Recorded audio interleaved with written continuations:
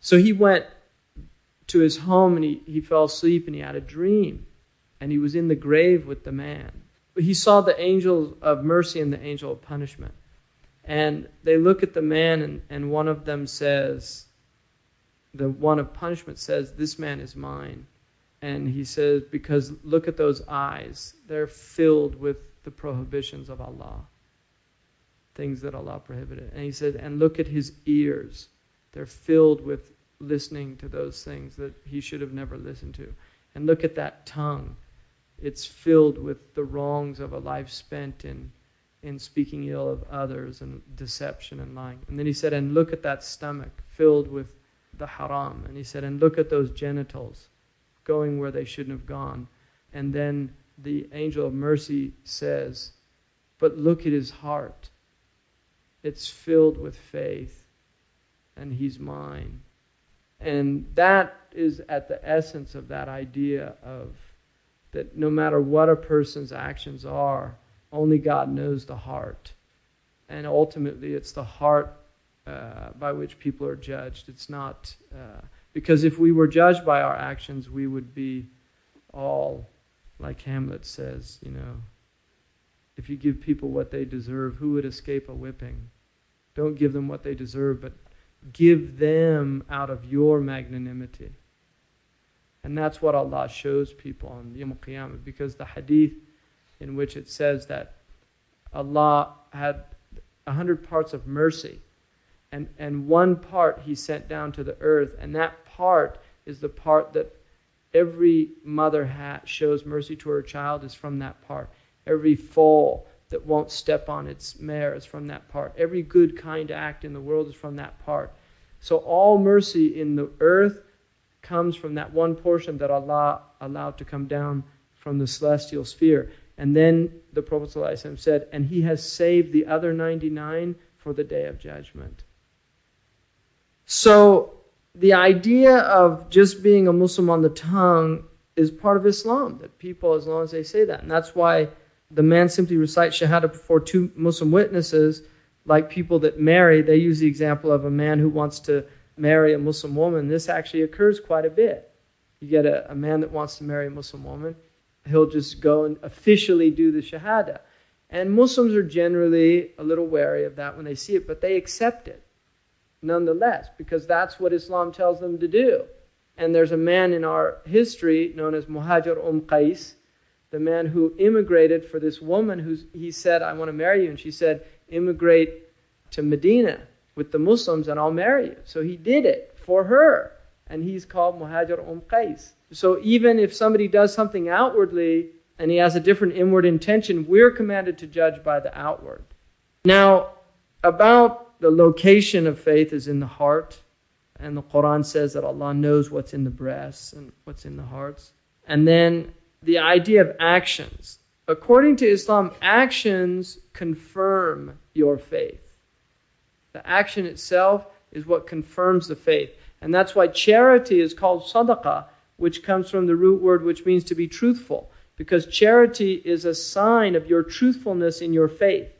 That when you're charitable, you're showing that your faith is true. So actions, and that's why when people see somebody who does a lot of good actions, the Prophet ﷺ said, if you see somebody that frequents the masjid a lot, فَاشْهَدُوا لَهُ بِالْإِيمَانِ, testify to his faith, because those actions are indications of his faith. So an action is always an indication of somebody's faith, but not necessarily. I mean, there can be hypocrites, there can be people that are ostentatious, all of these type things. He talks about kufr. We go into the idea of the opposite of faith, which is kufr. Now, kufr is generally translated as infidelity or disbelief. If you look up the root word of kufr, it comes from kafara, which means to cover. In fact, cover actually might be a cognate. Cover, kafar. It means to cover over something. Kefir, which is a yogurt that you do by covering over with a cloth, is called kefir. Right? So the kafir is also a farmer in Arabic because he covers the seed with dirt, with earth. The kafir, أَعْجَبَتْ كُفَّارًا نَبَاتُهُ. The Qur'an uses the word kuffar to mean farmers. So, and somebody once saw Imam Ali was planting something, and somebody asked him, "Kayfa asbahta?" And he said, "Asbahtu kafiran." I've become. He asked him, "How are you doing today?" He said, "I'm a kafir." In other words, I'm a farmer today.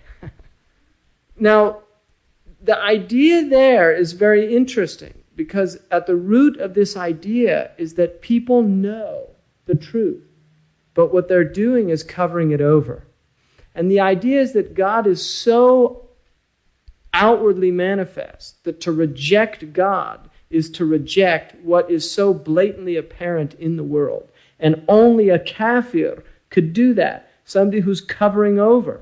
And that's why the word literally can also mean ingratitude. Kufran al-ni'mah. Kufran al-mu'ashara. So ingratitude is another meaning of kufr. The word kufran means ingratitude. So a kafir is actually an ingrate. It's somebody who is not showing God gratitude by repaying the debt of consciousness. And the debt is the deen. It's the dain. It's the deen that you owe to God. So now he likes the word truth concealing for kufr. And she says, someone might object to the use of the word truth concealing by saying, I don't know these truths, nor do I accept that they are truths, so how can I be a truth concealer? Traditional Muslims would typically reply that such people have simply not understood what the Qur'an is saying. In other words, if they really understood it, they wouldn't reject it. But it's because they don't understand it. If they would pay more attention to the message, they'd actually say, well, all right, let's just, and this is an interesting exercise to do with anything. Let me look at this unbiasedly. Let me look at this without judging it. Because see, most people, if you ask most people about Islam, they assume that it's just wrong. They haven't studied it. That religion, no, that's just, they're this and they're that. No, it's no basis or foundation for that remark. So if I'm a Christian, I say, no, Christianity is right. Why? Because my mother told me. And my mother doesn't lie. Well, that's the same thing that the Sri Lankan Buddhist mother said that Buddha was the one he should call on, and mom doesn't lie. And the Muslim in Egypt, his mother said, Salli ala Nabi. Say Allahumma salli ala Muhammad. So she doesn't lie. So who's right? Most people have inherited their beliefs. They've never thought about them. They've never examined them. And that's why people, fanatics or extremists, tend to be people whose belief is very shaky because they're actually so afraid of having it challenged that they're willing to kill anyone that challenges it. Which means that they don't really have a foundation for their belief. Because somebody who's deeply rooted in faith would never be afraid of sitting like Abu Hanifa radiallahu anhu, who sat in huge auditoriums and debated atheists. Because he wasn't afraid. He really believed that my faith and my understanding of it can stand up against anything that falsehood has in its arsenal. But if I don't have a strong faith, I'm very afraid of the arsenal of disbelief, that it might overwhelm me. So that is the way traditional Muslims would say that. Now, this is more a personal belief. This is not an Islamic belief. My personal belief is that the variables involved in judging anyone are so overwhelming and so complicated that it is best not to judge people. Just leave it to God. Because you haven't walked in their shoes, you didn't have their childhood, you don't know what was done to them. We don't know enough. And that's why people, their filters are often a result of the families they had, the societies they grew up in. And delusional states are types of madness. And delusion is it's a sign, it's a symptom of madness. Junun. To be in a delusional state. To be deluded. So Even though the outward, we're commanded to judge certain things by the outward, and we should always do that in this world.